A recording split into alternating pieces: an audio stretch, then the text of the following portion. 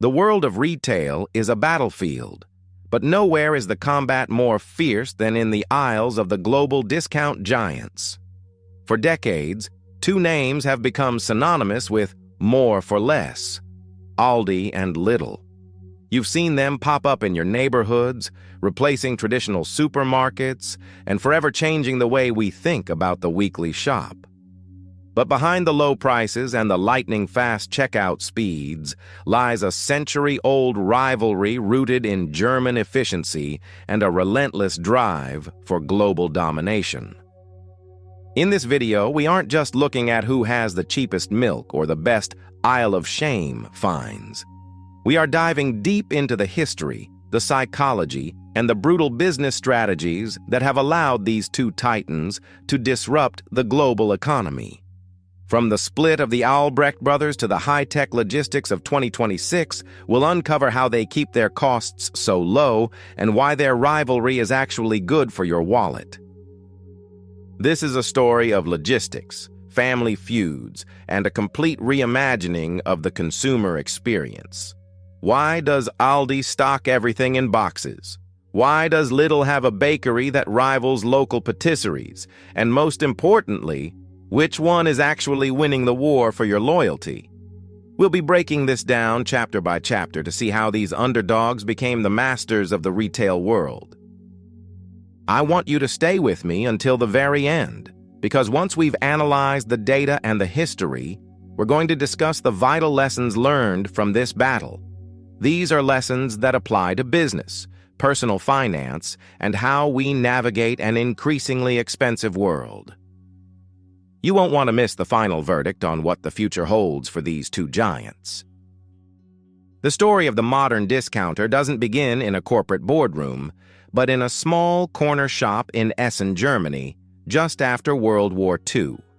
Two brothers, Karl and Theo Albrecht, took over their mother's grocery store in 1946. At a time when Europe was rebuilding and every pfennig counted, the brothers realized that people didn't want fancy displays or a wide variety of brands. They wanted the essentials at the lowest possible price.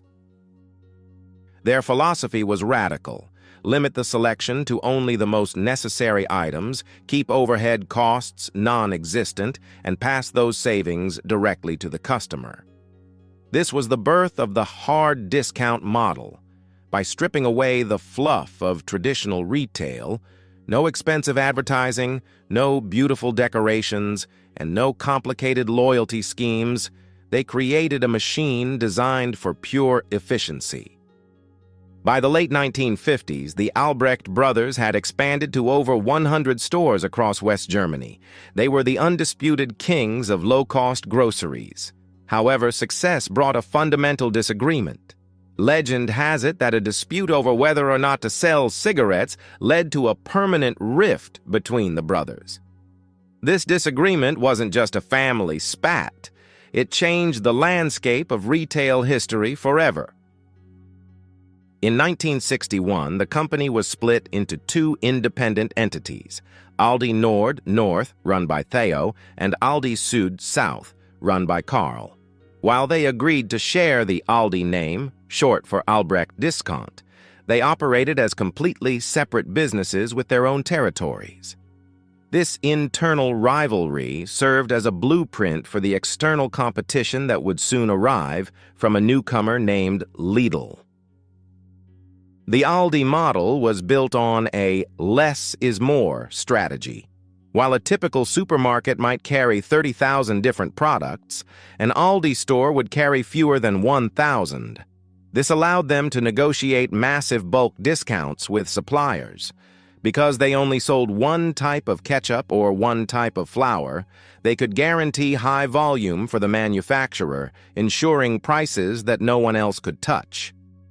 By the 1970s, Aldi Süd began its international expansion, entering the United States in 1976. They weren't just selling groceries, they were selling a new way of life that prioritized frugality and speed. This set the stage for a collision course with another German retail powerhouse that was watching their success very closely. While the Albrecht brothers were busy dividing Germany, another retail visionary was plotting a different kind of revolution. In 1973, Dieter Schwarz opened the first Lidl store in Ludwigshafen. Schwarz wasn't just looking to copy Aldi, he wanted to refine the discount model. He saw that while Aldi's extreme minimalism worked, there was an opportunity to offer a slightly wider range of products and a more supermarket-like feel while still maintaining rock-bottom prices. Lidl's entry into the market was aggressive. They realized that to beat Aldi, they couldn't just be cheaper, they had to be better cheap. This meant introducing fresh produce and on-site bakeries much earlier than their rivals. By the late 1980s, Lidl had become a household name in Germany, and the battle of the discounters officially shifted from a family feud between the two Aldis to an all-out war between the Albrecht and Schwarz empires. One of Lidl's most significant tactical advantages was its flexibility. While Aldi was famously secretive and rigid in its operations, Lidl was more willing to adapt its store layouts and product ranges to local tastes. They adopted the best of both worlds approach. The efficiency of a discounter combined with the variety of a traditional grocer. This allowed them to expand across Europe at a pace that left competitors breathless. The competition between the two became legendary for its copycat nature. If Aldi introduced a weekly special on garden tools, Lidl would counter with a sale on power drills. This led to the creation of the famous middle aisles, often referred to as the Aisle of Shame, or Middle of Lidl. These sections featured non-food items, ranging from lawnmowers to wetsuits, that changed every week, creating a treasure hunt atmosphere that kept customers coming back.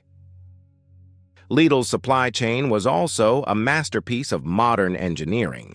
They mirrored Aldi's use of private labels, products manufactured specifically for them that looked and tasted like big-name brands, but cost a fraction of the price.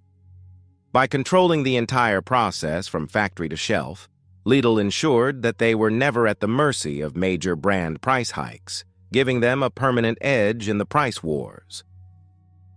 As the 1990s rolled around, the rivalry intensified as both brands looked beyond Europe. Lidl followed Aldi into the UK market in 1994, sparking a price war that would eventually humble the Big Four British supermarkets. The two German giants weren't just competing with each other anymore. They were systematically dismantling the profit margins of the entire global grocery industry. By the turn of the millennium, the stage was set for a global showdown. Aldi had the head start in the United States, but Lidl was growing faster in Eastern Europe. The battle lines were drawn, and the primary weapon of choice was no longer just price. It was the science of the limited assortment. Both companies were about to prove that giving customers fewer choices was actually the secret to making them buy more. One of the most fascinating aspects of the Aldi versus Lidl rivalry is the creation of a retail phenomenon known as the Aisle of Shame. Formerly called the Special Buys or Middle of Lidl, these center aisles are a masterclass in impulse marketing. Unlike the rest of the store, which focuses on consistent grocery essentials, these aisles are chaotic, ever-changing, and designed to create a sense of FOMO, fear of missing out. You might go in for a gallon of milk and walk out with a 12-man tent or a professional-grade chainsaw. The psychology here is brilliant. By offering these non-food items for a limited time and in limited quantities, Aldi and Lidl create a treasure hunt experience. Customers know that if they don't buy that telescoping ladder or that premium espresso machine today, it will be gone by tomorrow. This drives foot traffic on specific days of the week, typically Wednesdays and Sundays, turning a routine grocery trip into an event that shoppers actually look forward to. But this isn't just a marketing gimmick, it's a high-margin strategy.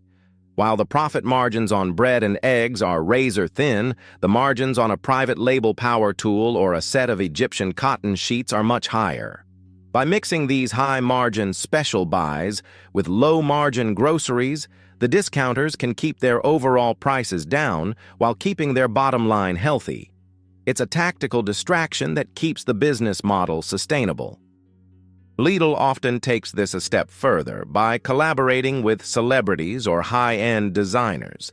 We've seen Lidl launch fashion lines with icons like Heidi Klum, bridging the gap between discount and trendy. Aldi counters this with their own dupes, products that look remarkably like high-end brands, from luxury candles to expensive skincare, but sell for 80% less. This prestige for the masses approach has successfully removed the social stigma once attached to shopping at a discounter. Logistically, the aisle of shame is a miracle of supply chain management. These items are often sourced months in advance and shipped in the same containers as the food products to maximize space. Once the stock is gone, the space is immediately reclaimed for the next week's theme. There is no backstock and no clearance section in the traditional sense. The speed of the turnover is what keeps the system lean and profitable. The battle for the middle aisle is a proxy for the larger war of brand identity. Aldi wants to be the efficient, reliable neighbor, while Lidl wants to be the exciting, surprise-filled destination. Both strategies work because they tap into the same human desire: the thrill of finding a high-quality item at a price that feels like a steal. It's the reason people join Facebook groups with hundreds of thousands of members just to discuss what's dropping in the middle aisle this week. If you've ever felt like a participant in an Olympic sport while trying to pack your bags at Aldi or Lidl, you've experienced the front line of their efficiency war. To these discounters, time is literally money. Every second a cashier spends waiting for a customer to find their wallet or pack a bag is a second that costs the company profit. This is why the checkout process is engineered to be the fastest in the retail world, designed to move customers through like a high-speed assembly line.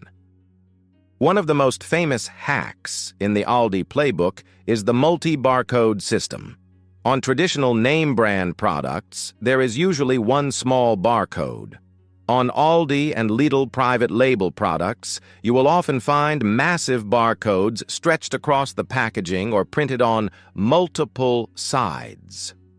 This ensures that no matter how the cashier grabs the item, the scanner picks it up instantly. This eliminates the hunt for the code, allowing their staff to scan up to 40 items per minute, nearly double the speed of a traditional supermarket. Then there is the layout of the checkout itself. Unlike traditional stores with long bagging areas, Aldi and Lidl provide a very short counter after the scanner. This is a psychological and physical cue. You aren't supposed to bag your groceries there. You are meant to put them directly back into your cart and move to the long packing bench at the front of the store. By moving the slow part of the process, bagging, away from the register, they keep the line moving at a relentless pace. The efficiency doesn't stop at the register. It's built into the very roles of the employees. At a standard supermarket, you have specialized roles: baggers, stockers, and cashiers. At Aldi and Lidl, staff are cross-trained for everything. You might see a manager mopping an aisle one minute and jumping onto a register the next the moment a line gets too long. This lean staffing model allows them to operate an entire store with just a handful of people, drastically reducing labor costs, which accounts for their lower prices. Even the cart system is a lesson in behavioral economics. By requiring a coin or a token to release a shopping cart, the stores ensure that customers return the carts to the bay themselves to get their money back. This seemingly small detail saves the company thousands of dollars a year in labor costs because they don't need to hire cart pushers to roam the parking lot. It's a self-sustaining system where the customer does the work for the reward of a lower grocery bill. Finally, consider the display-ready packaging. When you walk through the aisles, you'll notice most products are still in their shipping boxes. This isn't laziness, it's a calculated move. It takes a fraction of the time to slide a box of 24 pasta jars onto a shelf than it does to line up 24 individual jars. This pallet-to-shelf philosophy means stores can be restocked in minutes rather than hours, keeping the staff free to focus on the high-speed checkout dance. If you look closely at the shelves of an Aldi or Lidl, you'll notice something striking: the absence of big-name brands.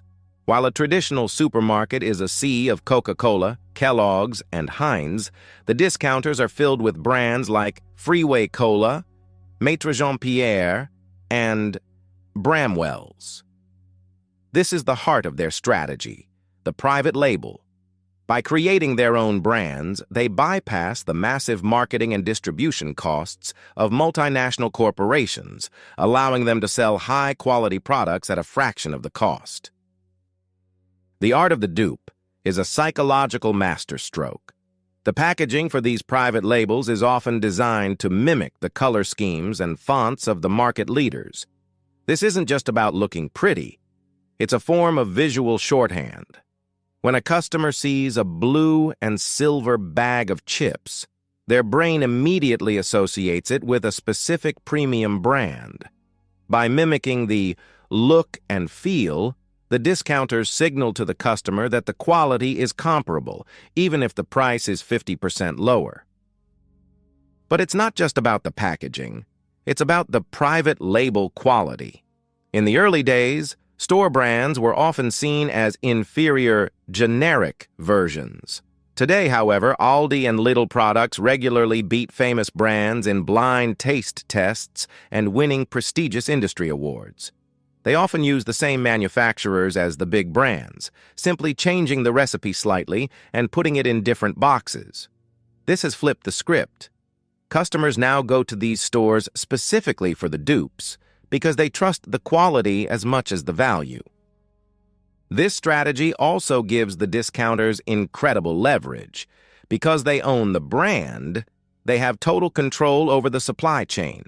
If a supplier tries to raise prices, the discounter can simply find another manufacturer to produce their private label version. In a traditional supermarket, losing a brand like Coca-Cola would be a disaster. At Aldi or Lidl, the customer is already loyal to the store's brand, making the retailer the one who holds all the power in negotiations. In 2026, this battle has evolved into premium private labels. You'll now find organic, gluten-free, and gourmet lines, like Aldi's Specially Selected or Lidl's Deluxe, that compete directly with high-end specialty grocers. These lines allow the discounters to attract higher-income shoppers who might have previously looked down on budget stores.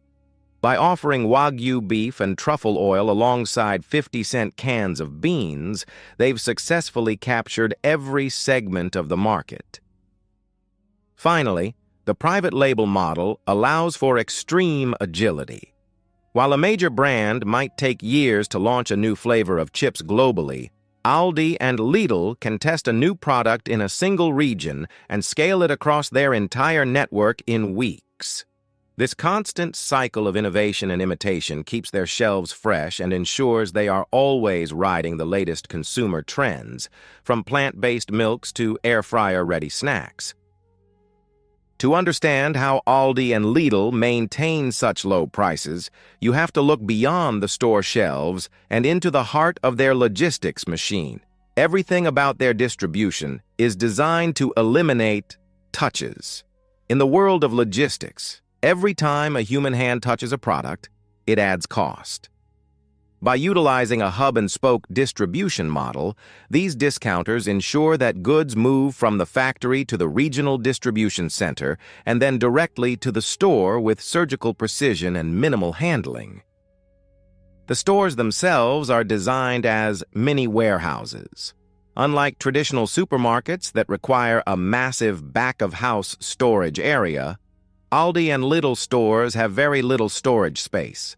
Most of what arrives on the truck goes straight onto the floor. This just-in-time delivery system means they aren't paying to heat, cool, or manage stock that isn't currently for sale.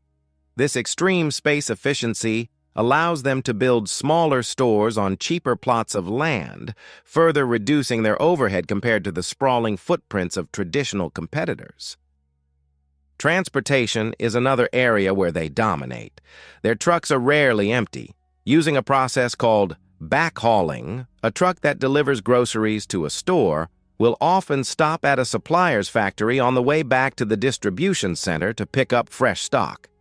This maximizes fuel efficiency and reduces carbon footprints, a necessity in the 2026 retail landscape where environmental regulations and fuel costs are at an all-time high. By owning or tightly controlling their fleet, they insulate themselves from the volatility of the third-party shipping market. The technology driving these logistics is invisible but powerful. In 2026, AI-driven demand forecasting has become the secret weapon. These systems analyze everything from local weather patterns to upcoming neighborhood events to predict exactly how many heads of lettuce or packs of sausages a specific store will need. This minimizes food waste, one of the biggest silent killers of profit in the grocery industry. While traditional stores might throw away 10% of their perishables, the discounters have whittled that number down to almost zero. Standardization is the final piece of the puzzle. Every Aldi store is laid out almost identically. A manager from a store in New York could walk into a store in Berlin and know exactly where the milk is kept and how the loading dock operates. This standardization means they can train staff faster, build new stores cheaper, and move equipment between locations without any compatibility issues. It is the McDonaldization of groceries, a repeatable, scalable formula for global success. Even the heights of the shelves are calculated to match the reach of the average person and the height of the pallets. This allows for one-touch stocking, where a pallet jack can drop a load directly into its place on the floor. In this battle of logistics, the winner isn't the one with the most products, but the one who can move those products the shortest distance in the shortest time. For a long time, the American grocery market was considered an impenetrable fortress of bigger is better. Giant supermarkets with 50,000 square feet of space and 50 variations of the same cereal brand ruled the landscape. But when the dust settled on the 2010s and 2020s, the German discounters had done the unthinkable. They convinced Americans that small and efficient was the future. Aldi's expansion into the U.S. has been one of the most successful retail invasions in history. And by 2026, they have firmly established themselves as the third largest grocery chain by store count in the country. Aldi's strategy in America was a slow burn followed by a massive explosion. They initially targeted lower-income areas, but they soon realized that their model appealed to everyone, from students on a budget to wealthy suburbanites who loved the thrill of a deal. By acquiring local chains and rebranding them and investing billions in remodeling existing stores to look brighter and more modern, Aldi shed its budget image and became a trendy destination. The Aldi Nerd subculture grew, with millions of fans sharing their hauls on social media. Lidl's entry into the U.S. in 2017 was more of a blitzkrieg approach. They didn't start in the corners. They went straight for the heart of the East Coast with massive, glass-fronted stores of the future. While they faced some initial teething problems, learning that American shoppers have different habits than Europeans, they quickly pivoted. They increased their focus on organic produce and expanded their fresh bakery sections, which became a major draw for customers tired of the pre-packaged bread found in traditional U.S. supermarkets. But it's not just about the U.S.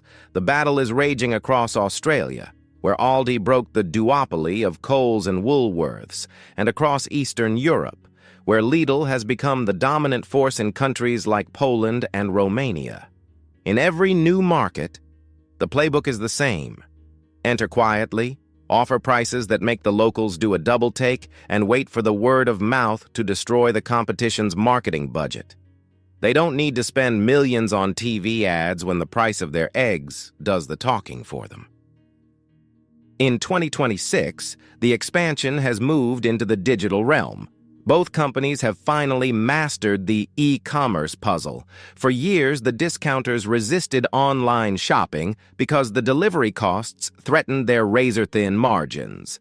However, through strategic partnerships with delivery apps and the rollout of their own click-and-collect lockers, they've managed to offer the same discount prices to the lazy consumer who doesn't want to leave their house. This has closed the last remaining gap between them and giants like Amazon and Walmart. The global expansion has also forced traditional retailers to change. You now see value ranges in high-end stores and more private label products in every supermarket worldwide. Aldi and Lidl haven't just grown, they have forced the entire world to adopt their way of thinking. They proved that in a globalized economy, efficiency is the only true competitive advantage. As they continue to eye new markets in Asia and South America, the German model is becoming the universal standard for retail.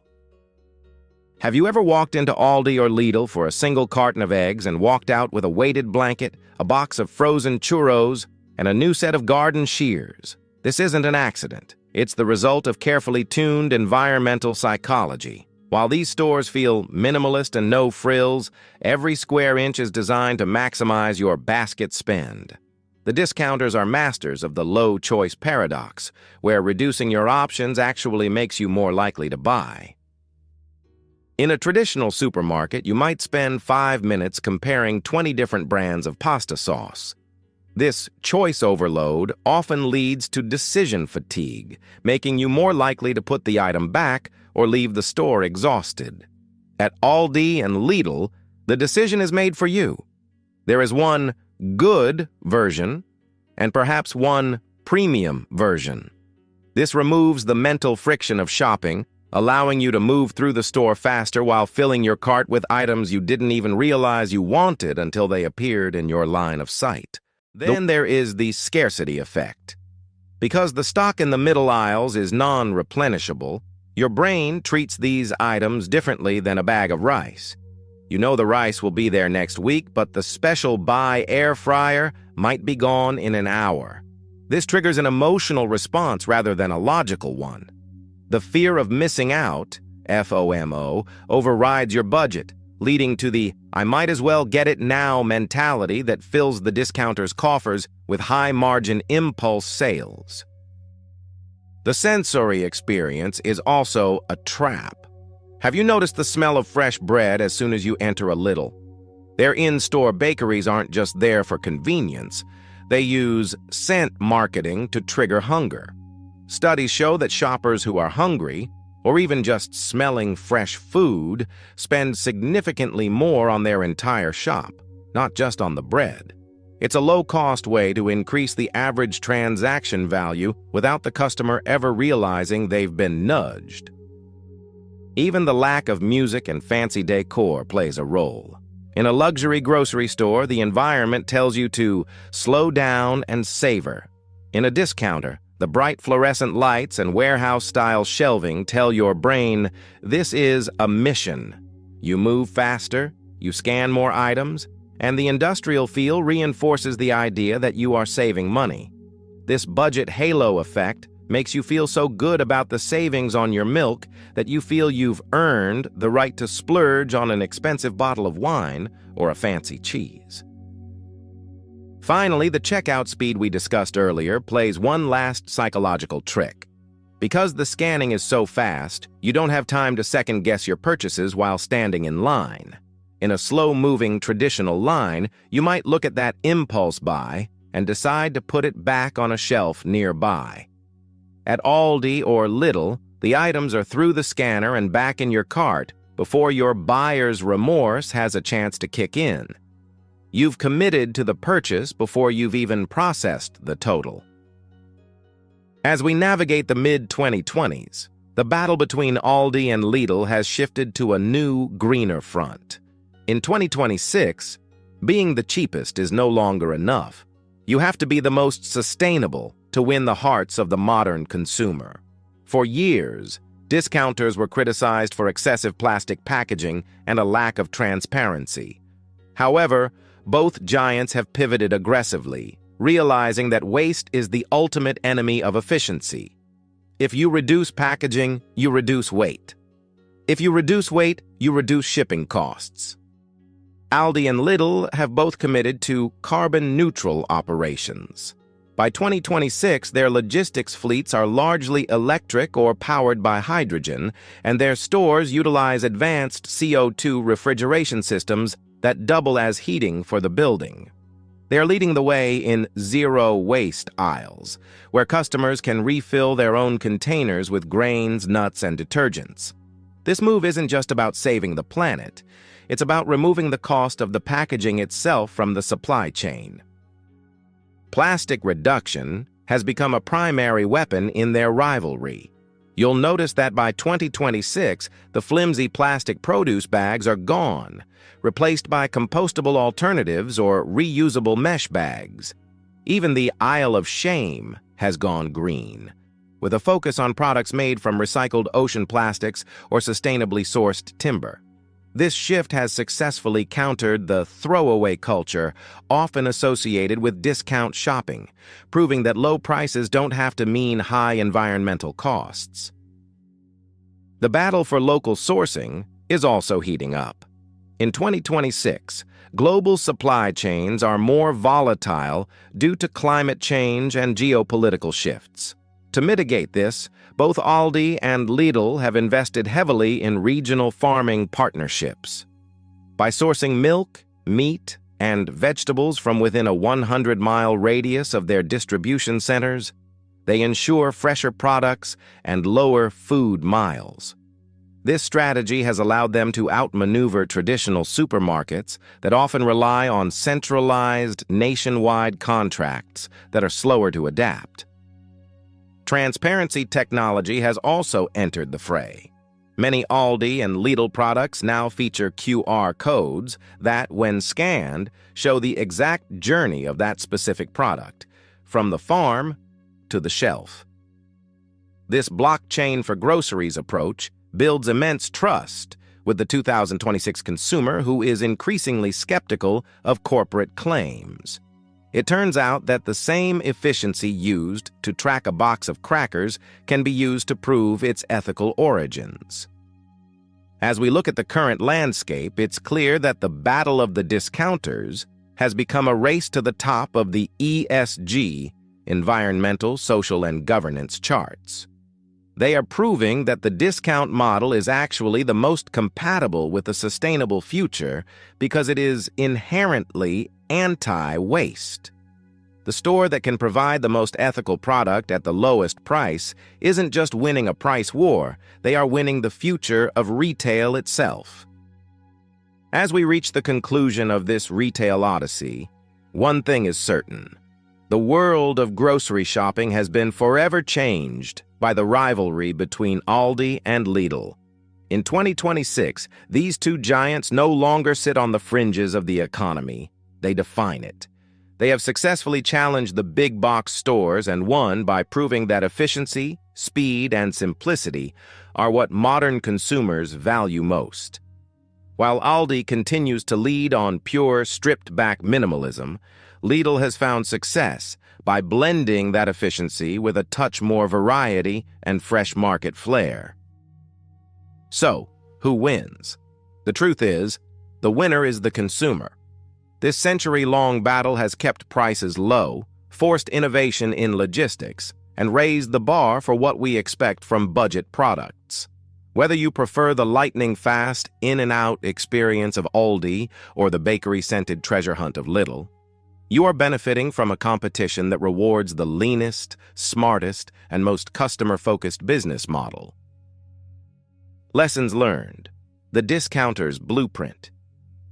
As promised, let's look at the key lessons we can take away from this epic battle. These aren't just for retail moguls. They are principles for anyone looking to optimize their life or business. Efficiency is a competitive advantage. By cutting out everything that doesn't add direct value, fancy displays, excessive choices, you can offer a superior price or result. The power of less is more. Choice paralysis is real. Limiting options reduces stress for the customer and streamlines the supply chain for the provider. Quality trumps branding. The success of private labels proves that people will choose the off-brand every time if the quality meets or exceeds the name brand at a lower price point. Agility over tradition. The ability to pivot, like the shift toward sustainability or digital lockers, allows small-scale thinking to defeat stagnant giants.